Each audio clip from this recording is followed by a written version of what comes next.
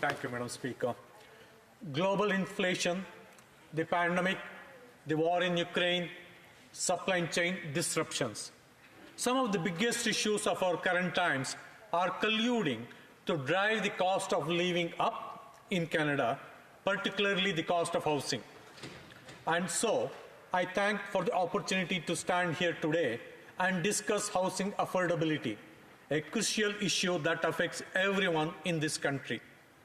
Our colleagues across the floor have the privilege of picking isolated issues and suggesting solutions are simple. And it is, of course, the role of the opposition in this House to find fault, to question policy, and to hold government to account. Meanwhile, it is the role of the government to act, and we have done that. We have launched a suite of measures to address the problem of housing affordability on multiple fronts.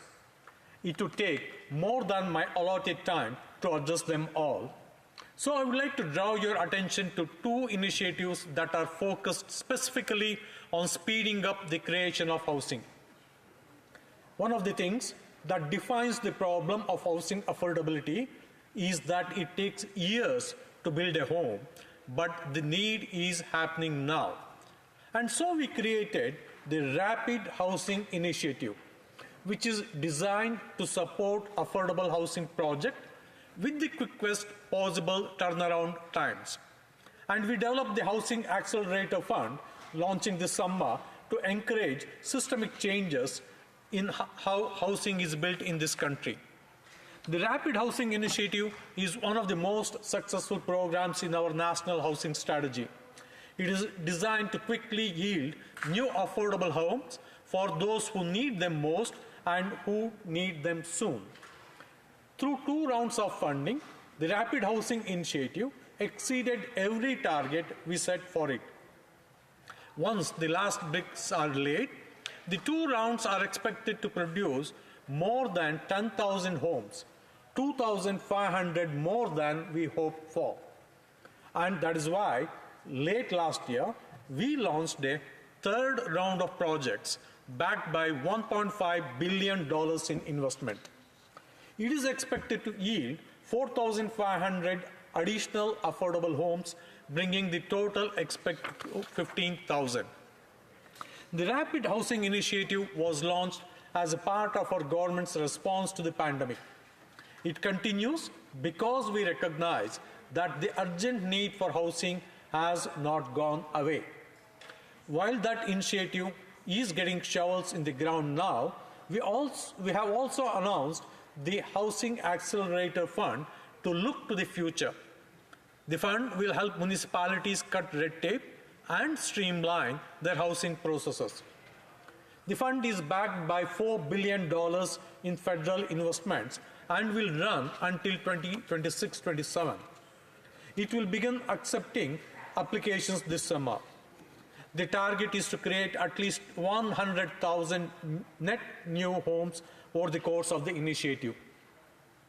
By partnering with the local governments, we can create long-term systemic changes in how we build housing in Canada. And these changes will continue making a tangible impact on our housing supply well beyond the timeline of the fund itself.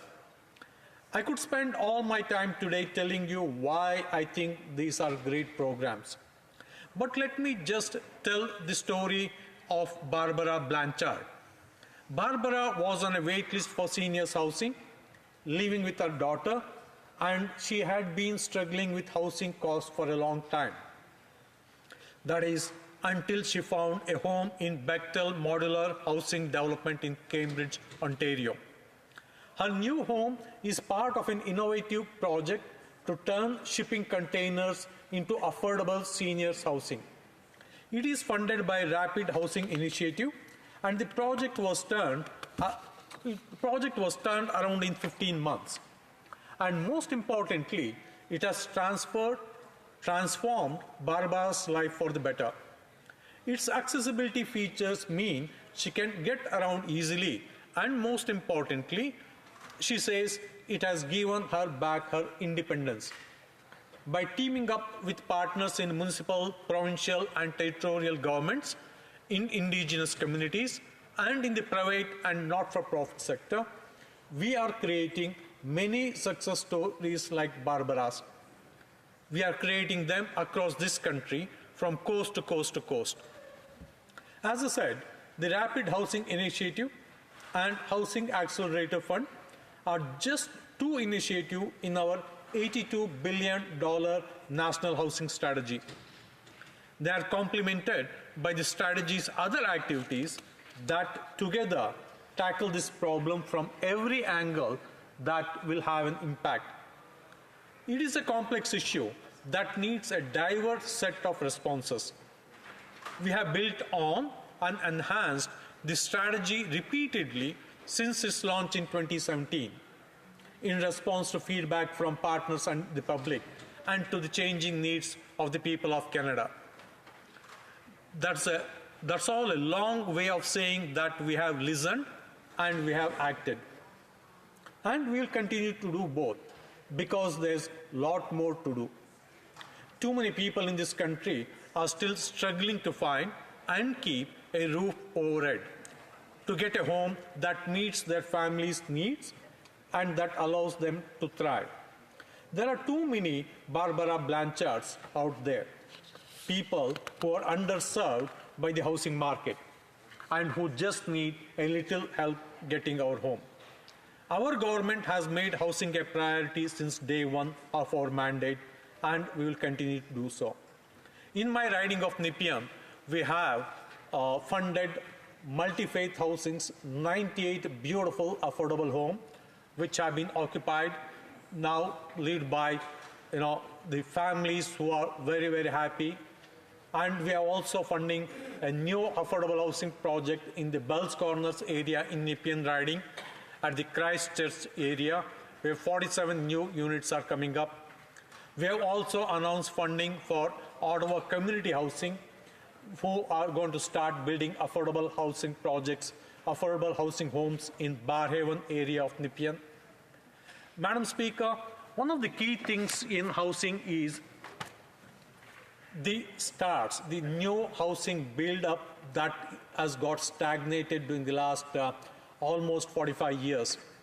In 1980, when the population of Canada was 24.5 million, the housing starts were 130,000.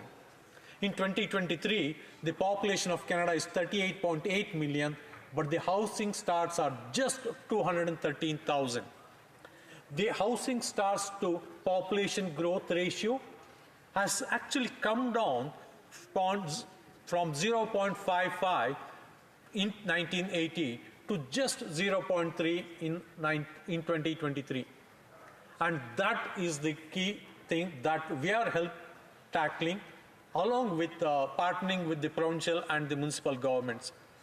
The housing starts has to go up, and one of the major reasons the developer says that they can't come to building new homes is the regulation at the city level or the municipal level. And we are providing incentives to the municipal government so that they can act much more quickly, give approvals faster so that we can have new homes built as soon as possible. Thank you, Madam Speaker, and I'm available for any questions that my colleagues may have. And comments, questions et commentaires, l'honorable député. The Honourable Member for Thérèse-Blainville. Thank you, Madam Speaker.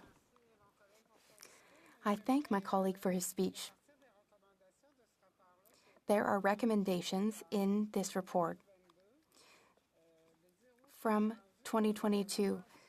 I'd like to hear where the government stands on the recommendation which says that the fund, the Housing Accelerator Fund, be dedicated exclusively to acquiring, renovating, and building housing units, rental units, affordable ones, not off the market. So can our colleague update us on where the government is at with this recommendation and how much has been accomplished thus far? For Nepean. Thank you, Madam Speaker. There are two things I touched upon. One is Rapid Housing Initiative, which is for the quick turnaround and that has already been accomplishing what the objectives we had, now generating up to 15,000 homes. And Housing Accelerator Fund looks much more into the future, and it much more builds a robust ecosystem.